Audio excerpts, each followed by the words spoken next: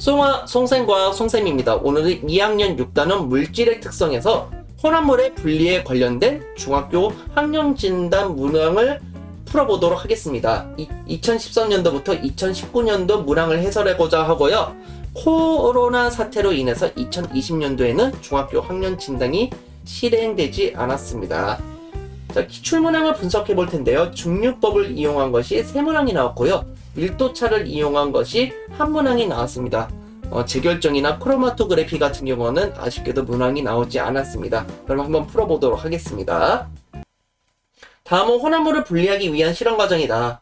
물이 든 비커에 염화나트륨과 모래에 혼합물을 넣고 잘 저어준다. 그림과 같이 혼합물을 거름종이로 거른다. 이와 같은 방법으로 혼합물을 분리할 수 있는 원리를 쓰시오. 어떤 원리입니까? 그렇죠. 거름이죠. 거름은 두 성분 물질 중 한 가지만 녹이는 용매를 선택해서 거름 장치로 걸러서 분리하는 방법입니다. 소금하고 나프탈렌이 있다면요. 소금은 물에 녹지만 나프탈렌은 물에 녹지 않아요. 그럼 소금만 녹게 되는 거고요. 거름 종이를 이용해서 혼합물을 부어주게 되면요. 나프탈렌은 위쪽에 남게 되고 소금을 포함한 작은 알갱이는 아래쪽으로 내려가게 되겠죠. 그러면 거름 종이에 걸러진 건요. 잘 말려서 나프탈렌을 분리하면 되는 거고요. 거른 용액은 끓여서 증발시키면 소금을 얻을 수 있게 되는 겁니다. 자, 그러면 1번 답 어떻게 적으면 될까요? 그렇죠. 염화나트륨은 물에 녹고 모래는 녹지 않기 때문이다라는 거 알면 되겠죠. 두 번째, 용액을 가열하여 물을 증발시키면 소금을 얻을 수 있을 것이다 라는 거 확인할 수 있겠습니다. 그래서 소금과 모래의 혼합물 분리할 때 소금과 모래의 혼합물을 준비하고 혼합물에 물을 부으면 소금이 녹겠죠. 거름 종이에 걸러내면은 모래를 분리해낼 수가 있고요. 불을 가열해 가지고요. 물 증발 후에 남은 소금을 얻어내면은 두 물질을 분리해낼 수 있다는 거 기억해 두시면 되겠습니다. 2018년도 중학교 3학년 학력진단 평가 문제입니다. 13번 문항이고요. 표는 서로 잘 섞이는 두 액체 물질 A, B의 성질이다. 끓는 점에 차이가 있다는 것을 알 수가 있고요. 비열에도 약간 차이가 있네요. 그리고 밀도에도 차이가 있다는 것을 알 수가 있습니다.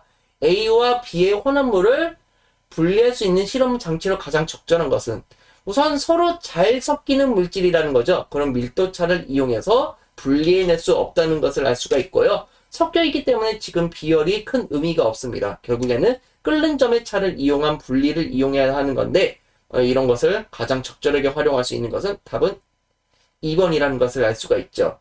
증류법을 이용해야 되는 겁니다. 그래서 증류는 액체 상태의 혼합물을 가열할 때 끓어나오는 기체 물질을 냉각하여 액체 물질을 얻는 방법이고요. 액체가 끓어서 기체로 가면요. 이쪽에서 다시 식어서 액체로 분리가 되게 됩니다. 낮은 끓는 점에서 먼저 증발한 요 B 물질을 얻어내면 되는 거고요. 시간이 지난 다음에 A 물질을 얻어내면 되는 겁니다. 이 B 물질은 78도죠. 에탄올이라는 것을 예측할 수가 있고요. 100도죠. 물에 끓는 점이 100도라는 것을 여러분이 상식적으로 알고 계셔도 좋을 것 같습니다. 자, 2015년도 중학교 3학년 학력진단평가 10번 문항입니다. 다음은 소주꼬리를 이용하여 맑은 술을 만드는 방법에 대한 설명이다. 우리 조상들은 곡물로 만든 술에서 맑은 술을 얻어내기 위해서 소주꼬리를 이용하였다. 가마솥을 가열하면 기화한 술이 찬물을 담긴 그릇 바닥에 액화하여 소주꼬리의 가지로 흘러나온다고 되어 있습니다. 기화한 게 액화하는 겁니다. 술에는 에탄올과 물이 섞여져 있습니다. 이 에탄올 성분이 날아간 다음에 이렇게 걸러져서 맑은 술로 얻을 수가 있다는 거죠. 이런 것을 바로 증류법을 이용한다는 것을 알 수가 있고요. 소주거리는 곡물을 발효할 때 만든 술에서 소주를 얻을 때 이용하는 도구라는 거 기억해 두시면 되고요. 찬물이 들어있는 그릇에 담게 되면요. 기화되었던 기체가 다시 액화돼서 이렇게 따로 액체를 받을 수 있도록 한다는 거 기억하시면 되겠습니다.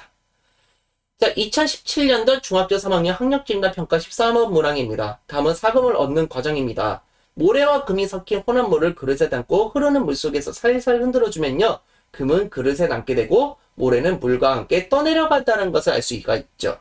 이와 같은 원리를 이용해서 혼합물을 분리하는 예로 가장 적절한 것은 무엇일까요?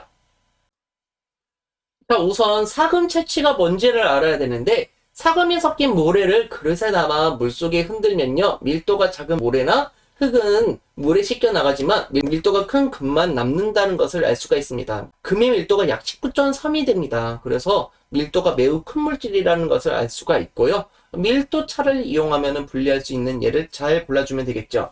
바닷물을 가열하여 소금에 제거된 식수를 얻는다. 이것은 증류법을 이용한 거죠. 끓는 점차를 이용한 겁니다. 따뜻한 물에 녹차잎을 담가 녹차 성분을 우려낸다.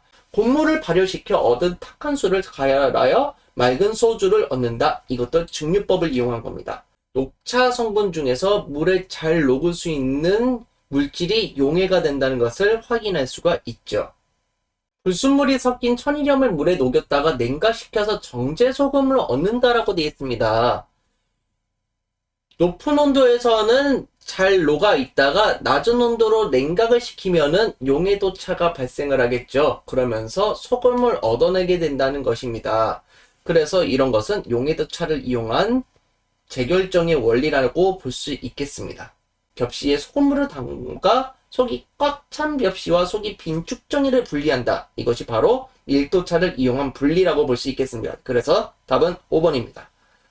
자, 이 영상이 즐거우셨으면 좋아요 그리고 구독하기 부탁드리겠습니다. 여러분 감사합니다. 송바